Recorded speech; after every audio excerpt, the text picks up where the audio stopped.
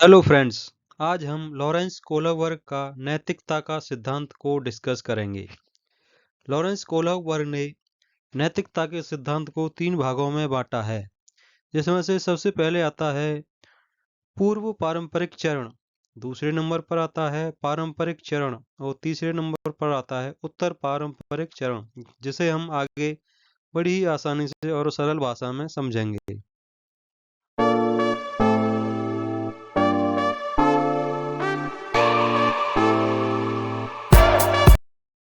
नैतिकता वह गुण है जिससे हमें सही और गलत की पहचान होती है और बच्चा अपने सामाजिक परिवेश से ही नैतिकता और अनैतिकता को जानता है। लॉरेंस कोहलरवर्ग अमेरिका के एक प्रसिद्ध मनोवैज्ञानिक थे, जिन्होंने नैतिकता का सिद्धांत या नैतिक विकास का सिद्धांत दिया था। लॉरेंस कोहलरवर्ग अपने प्रयोग में छोटी कथाओं को उपस्थित कर उससे संबंधित नैतिक समस्याओं के संबंध में प्रश्न पूछते थे।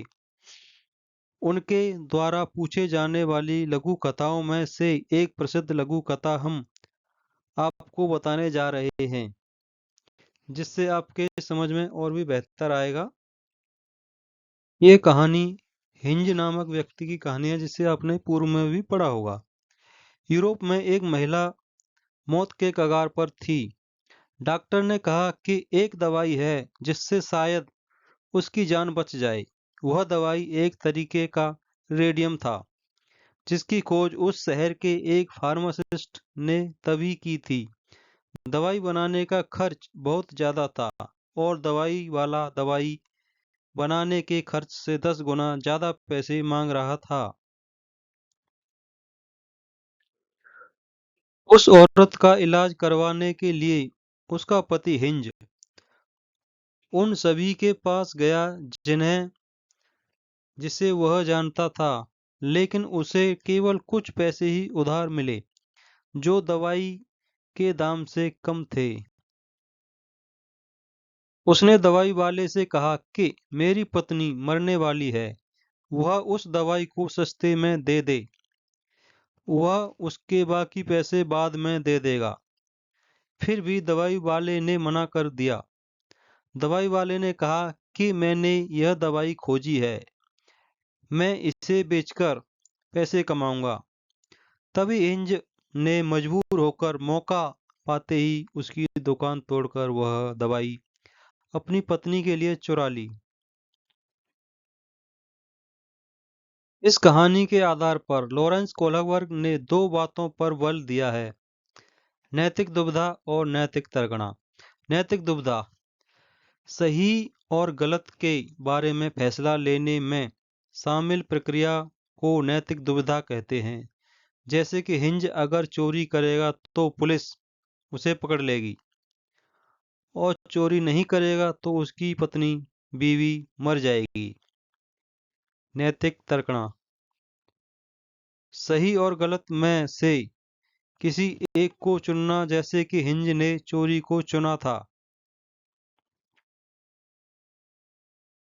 लॉरेंस कोहलरवर्ग के सिद्धांत को 3 प्राथमिक स्तरों में विभाजित किया गया है, जिसमें पहला स्तर है प्राक रूढ़िगत नैतिकता का स्तर, पूर्व पारंपरिक चरण, जिसमें 4 से 10 वर्ष तक के बच्चों को शामिल किया गया है। दूसरा स्तर है इसका रूढ़िगत नैतिकता का स्तर, पारंपरिक चरण, जिसमें 10 से 13 वर्ष तक के बच्चों को शामिल किया गया है।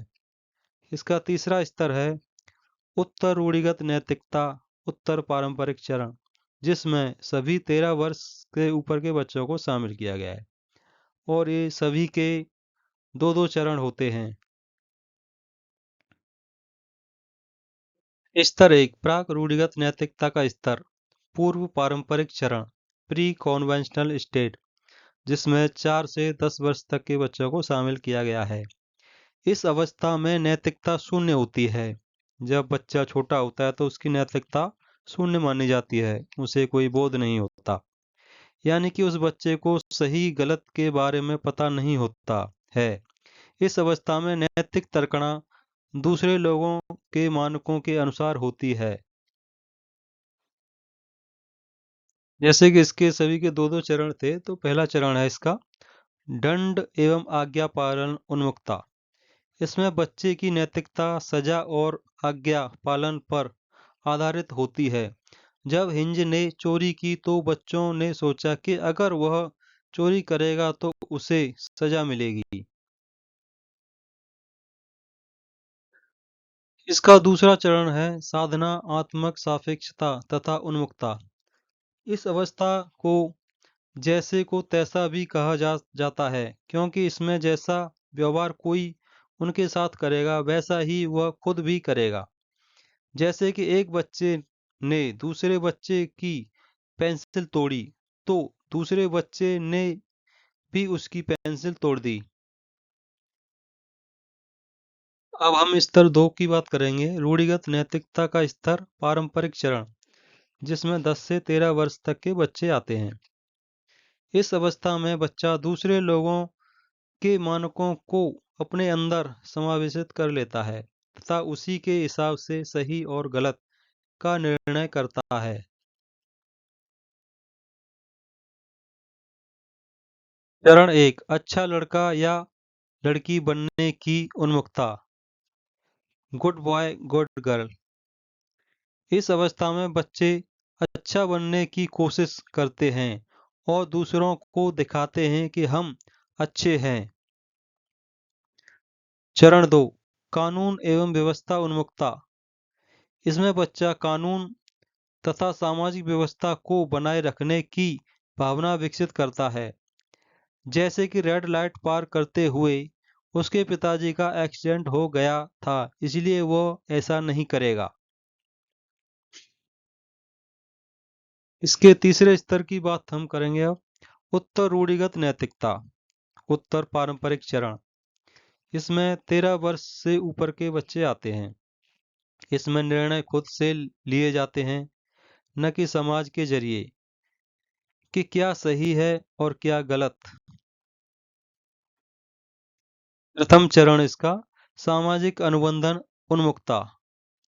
इसमें किशोर यह मानते हैं कि नियम की लोगों के भले के लिए है। अगर किसी नियम से किसी का नुकसान होता है तो ऐसे नियम को तोड़ देना चाहिए। अगर रेड लाइट तोड़कर उसके पापा की जान बच सकती है तो उस नियम को तोड़ दो। चरण 2, सार्वभौमिक नैतिकता, नैतिक सिद्धांत उन्मुखता। इसमें किशोर दूसरों के विचारों से नहीं बल्कि अपने खुद के मानकों के अनुसार व्यवहार करते हैं। इसमें किशोर दूसरों के फायदे के लिए अपनी जान पर भी खेल जाते हैं। लॉरेंस कोल्हवर के सिद्धांतों की कुछ मुख्य आलोचनाएं निम्नलिखित हैं। देखिए, अगर किसी के सिद्धांत या थ्योरी होती है तो उसकी आलोचनाएं भी होती ही होती हैं। लॉरेंस कोल्हवर का नैतिक विकास सिद्धांत पुरुषों के प्रति पक्षपाती था, क्योंकि उनमें अध्ययन के विषय में केवल पुरुष थे, महिलाएं नहीं थीं।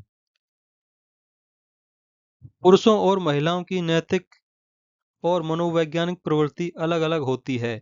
जहां पुरुष नियमों और न्याय के संदर्भ में सोचते हैं, वहीं महिलाएं देखभाल और रिश्तों पर अधिक बल देती हैं। दूसरे शब्दों में कहें तो महिलाएं ही नहीं होती थीं, बल्कि पुरुषों से अलग होती थीं और उनकी कार्यप्रणाली न्याय की नैतिकता के अलावा देखभाल की नैतिकता पर आधारित होती है। तो ये था लॉरेंस कोहलर का नैतिकता का सिद्धांत। उम्मीद करते हैं आपको पसंद आया होगा। ऐसे ही अन्य वीडियो देखने के लिए हमारे चैनल को लाइक और सब्सक्राइब करें। धन्यवाद।